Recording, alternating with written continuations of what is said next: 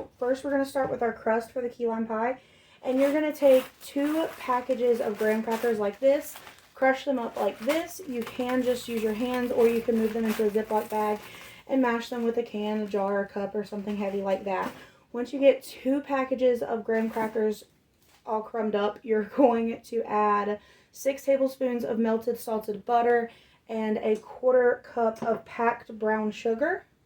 And we'll mix it all up, and then I will get back to you with the next step. So then packed, we are going to dump both of our packs of graham crackers in this bowl. We are going to dump our salted butter. If you do not have salted butter, you can just add like 1/4 teaspoon of salt. I think the salt really goes well with the sugar to bring out the sweetness and flavor in the crust. And then do not forget your 1/4 cup of packed brown sugar, because I promise you, you will notice if you forget. Once your ingredients are in the bowl, you'll just take a whisk and you'll start mixing them together. When you have all your ingredients mixed together, you're going to want like a wet sand consistency. When you press it down, it sticks together. If it is too dry, add more melted butter. If it is too wet, add more crushed graham crackers.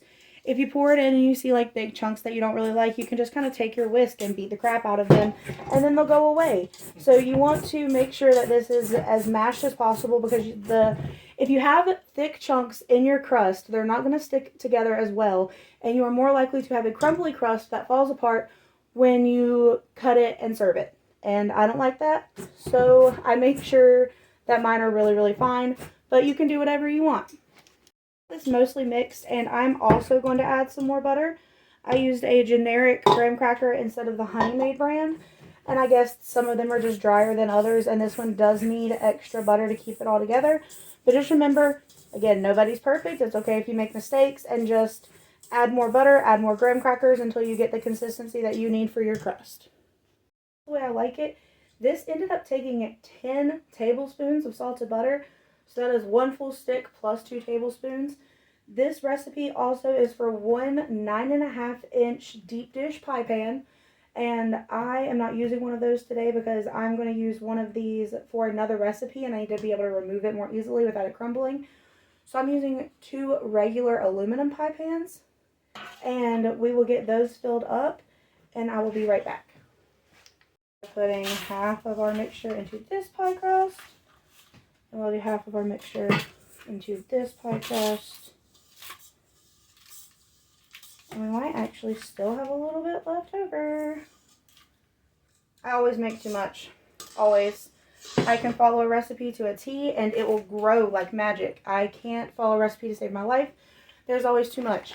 So after you get your graham crackers in here, you can use your hands, you can use whatever you want. I save the wrapper from my butter because it's greasy, and I put it down, and I'll start with my fingers a little bit just to kind of get it shaped around the pan like this. And then once it's shaped, you want to smash it. The looser your crust is, the more likely it is to fall apart. Graham cracker crusts are delicious, but actually kind of complicated sometimes if you aren't experienced in cooking or baking. So just take time and have patience with yourself, because you will get it done. Sorry I sound so unnatural. I haven't made one of these videos in a long time, and even when I was making videos with my voice in them, I still sounded insane. I don't think I take a deep breath the entire time I'm filming from just anxiety of public speaking. But I'll be right back as soon as I get these mashed together. Once you have your crust stamped out, you're ready to put them in a preheated oven, 350 degrees. If you're doing thin pie shells, you want to do 10 minutes. If you're doing deep dish, you want to do up to 15 minutes. Just keep checking until they're nice and golden brown. Tip, just while I'm doing this, I'm going to put away this extra crust and save it for a cheesecake for my husband's birthday. But I needed to put it in this bag, and I only have 2 hands. So if you take a cup and you put the bag in like this, you can very easily just pour the stuff in the cup, and it will make things easier and cleaner for you in the future. Crusts are baking, you're going to start making your filling. You're going to start with 4 egg yolks that are room temp. I'll show you a recipe to use the egg whites in just a little bit. And then you're going to add the zest of 4 limes. and you are going to whisk it together until it turns light yellow. If you have a whisk attachment for your mixer, you can use that, but I do not, so I'm going to do it manually, and I'll be back when it's all light yellow. Your egg whites are, your egg yolks are a lighter yellow. They're actually even going to turn a little bit green this time because I added a bit of extra zest. Then you're going to add, let's see, first we'll start with 1.5 cans of sweetened condensed milk. You can eyeball this, it doesn't have to be exact, but you are going to want to use a spatula or something because let me tell you, there's like a half of a cup of this stuff that just likes to stick to the walls. If you don't, it's kind of ridiculous. One second, I misplaced the other can. Okay, and then we need half of this can. So there we go. I'm going to make sure I get all of it off my spatula. You also want to add in 1/4 cup of vanilla Greek yogurt.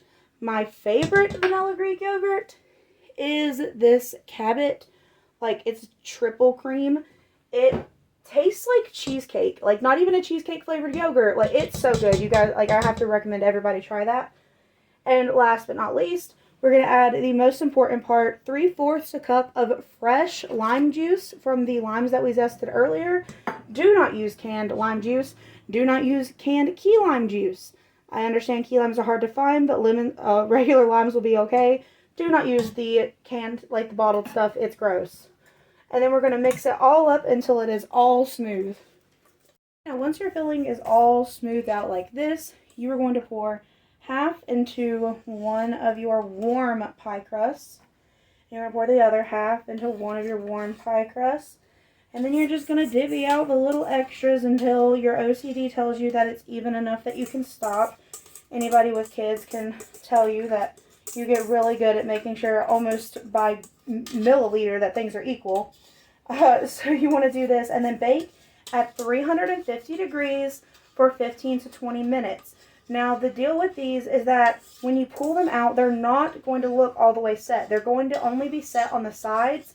The very middle is still going to jiggle a little bit, and that's okay because that's what you want. Once you pull it out of the oven, we're going to let it sit for 10 minutes and then chill for 3 hours. And during that process is when the rest of the filling will completely solidify and turn into that nice thick cream that we're looking for our pie, okay? So I'm going to pop these in the oven, again 350 degrees, 15 to 20 minutes, and I'll be right back. Here we have the key lime pies out of the oven. They are completely set now. They've been out for about 10 minutes while I was filming another video, but they are completely set. There is no jiggling anymore. And once these, I'm going to let them sit probably about 10 more minutes. So let's say 30 minutes, room temp, you want them to sit. And then they need to chill in the refrigerator for a minimum of 3 hours before you serve them. And overnight is best, but today I'm probably going to do 3 hours because I have special plans for one of these. So I will see you as soon as they're chilled and show you my favorite way to top them. Top off our homemade key lime pie. We're going to make some homemade whipped cream. So we want to add about half a cup of heavy whipping cream to a mixer that you, like, I put this bowl in the freezer for about 10 minutes. You want it as cold as possible. And you want to go ahead and turn that on low. And then use a whisk attachment if you have one. I do not, so we're just going to make do with what we have. You want like 1/4 teaspoon of vanilla, not that much in this.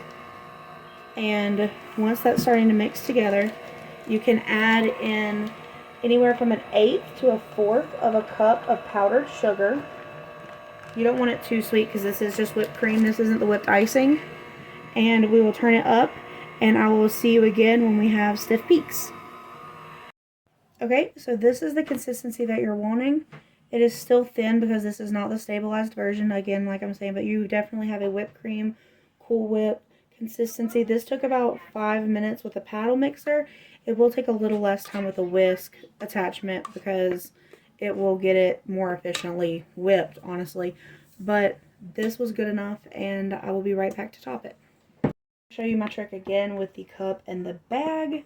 We're just going to put our whipped cream in this bag, and then I will cut the tip and pipe it out. So I have my homemade whipped cream in this bag. I've cut the tip off just a little bit, and I'm going to start by doing 1 dollop over here, 1 dollop over here, You just go like this until you have 8. You can come through with a little bit of leftover lemon zest or lime zest that you had from earlier. And you can sprinkle it right over the top of these little dollops, and it will make it so beautiful and aesthetic. And if you do your dollops better than I did, people may not even believe that you made this yourself. Here we have our finished key lime pie. And I will go ahead and try it for you guys, and I'll show you I just want to slide around on the plate. But our crust is nice and crispy, and our filling is nice and set. It's really, really, really good. And I've never made a key lime pie before, but I'm really impressed with this, and I will definitely continue using this recipe